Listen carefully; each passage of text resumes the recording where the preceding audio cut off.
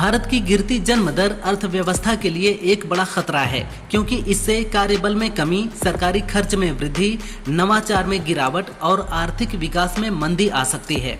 ANI की एक report के मुताबिक ये आगे चलकर अर्थव्यवस्था को प्रभावित कर सकता है।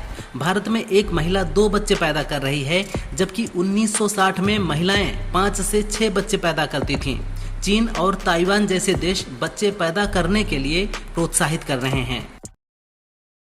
आई लव मोहम्मद विवाद मामले पर वाराणसी में अब तक 13 लोग गिरफ्तार हो चुके हैं।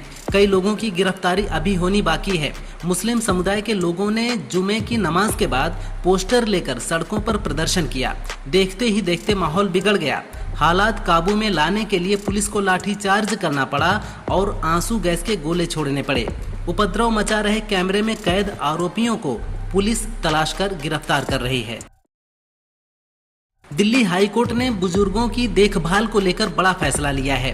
हाईकोर्ट ने कहा है कि अगर परिवार के सदस्य बुजुर्गों की देखभाल नहीं करते हैं तो बुजुर्ग अपनी संपत्ति का गिफ्ट डीड रद्द कर सकते हैं। बुजुर्ग अपनी संपत्ति स्नेह की शर्त पर देते हैं। उन्हें बच्चों से देखभाल की उम्मीद होती है।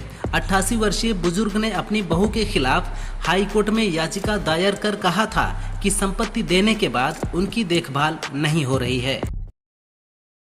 भारतीय मूल के अमेरिकी डॉक्टर पी मुरली दोराईस्वामी ने मेडिकल फील्ड में AI के बढ़ते उपयोग और डॉक्टरों के भविष्य पर बात की है। उन्होंने बताया कि AI कभी डॉक्टरों की जगह नहीं लेगा, लेकिन जो डॉक्टर AI का इस्तेमाल नहीं करेगा उनकी जॉब को खतरा है।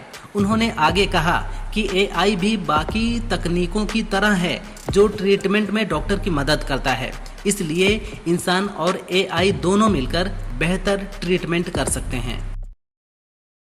यूपी के CM योगी ने शूट एट साइट का ऑर्डर दिया है। वन विभाग को आदेश दिया गया है कि बहराइच में जहां भी भेड़िए दिखें फौरन गोली मार दी जाए। प्रदेश के कई जिलों में भेड़ियों ने आतंक मचा रखा है। कभी बच्चों तो कभी वयस्क को शिकार बना रहे हैं। बहराइच में अब तक 3 बच्चों की मौत हो गई है और 1 लापता है, वहीं 7 लोग घायल हैं। CM ने बहराइच में पीड़ितों से मुलाकात और इलाके के हवाई सर्वेक्षण के बाद ये आदेश दिया है। मैनपुरी पहुंचे योगी सरकार में मंत्री जयवीर सिंह ने बड़ा बयान दिया है। उन्होंने कहा, दिवाली से पहले प्रधानमंत्री मोदी ने बड़ा तोहफा GST की दरों में कटौती करके दिया है। हर वर्ग के लिए ये एक बड़ा तोहफा है और लोग बहुत खुश हैं।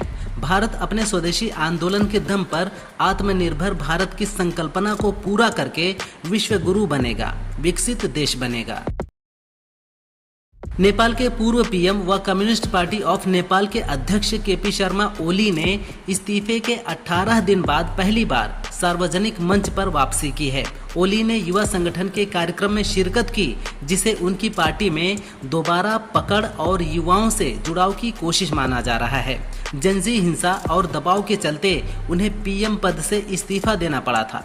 प्रदर्शन व आगजनी के बीच उन्हें PM हाउस से हेलीकॉप्टर से रेस्क्यू किया गया था। बरेली में बवाल करने वालों को CM योगी ने एक बार फिर चेतावनी दी है। उन्होंने कहा कि हमने हर समुदाय, हर जाति के कल्याण के लिए काम किया। अनुसूचित जाति, पिछड़ी जाति सभी को सम्मान दिया। इसके बाद भी कुछ लोगों को विकास अच्छा नहीं लगता। वे तालिबानी व्यवस्था और दारुल इस्लाम में विश्वास करते हैं। मैं उन्हें कहता हूँ, ऐसी व्यवस्था जन्नत में भी पूरी नहीं होगी। इसके लिए पहले जहन्नुम जाना पड़ेगा। योगी सरकार ने बड़ा फैसला लेते हुए बरेली हिंसा में जांच के लिए SIT टीम गठित की है।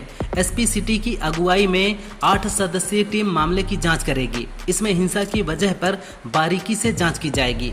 बरेली में जुमे की नमाज के बाद बड़ी संख्या में भीड़ सड़क पर उतर गई और आई लव मोहम्मद के पोस्टर लेकर नारेबाजी करने लगी।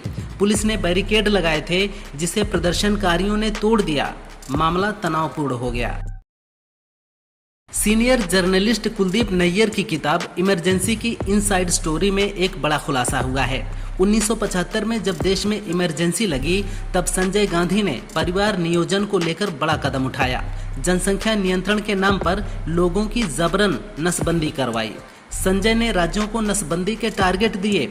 तब बिहार के CM जगन्नाथ मिश्र ने राज्य में 6.5 लाख लोगों की नसबंदी करवा दी थी। बिना नसबंदी सर्टिफिकेट के राशन भी नहीं मिलता था।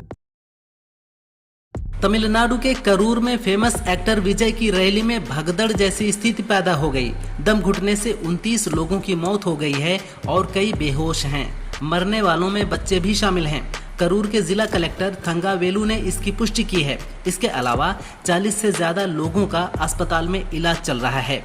मरने वालों की संख्या बढ़ सकती है। सन 2025 के लिए बाबा वेंगा की सभी भविष्यवाणियों में से एक भविष्यवाणी सुर्खियां बटोर रही है। बाबा वेंगा ने 2025 में कई बड़े भूकंपों, भीषण ज्वालामुखी विस्फोटों और चरम मौसम की स्थिति की भविष्यवाणी की थी, जो कि अब तक सच साबित हुई हैं। इसके अलावा नवंबर 2025 में एक विशाल अंतरिक्ष यान के पृथ्वी के वायुमंडल में प्रवेश करने पर एलियन जीवन से पहला संपर्क हो सकता है। ये कितना सच है, ये तो आने वाला समय ही बताएगा। ईरान के सर्वोच्च नेता आयतुल्लाह अली खामेनेई ने इजराइल के पीएम नेतन्याहू पर निशाना साधा है। उन्होंने एक्स पर एक पोस्ट में लिखा कि आज दुनिया में जियोनिस्ट शासन को सबसे ज्यादा नफरत किया जाने वाला और अकेला पड़ चुका शासन माना जाता है।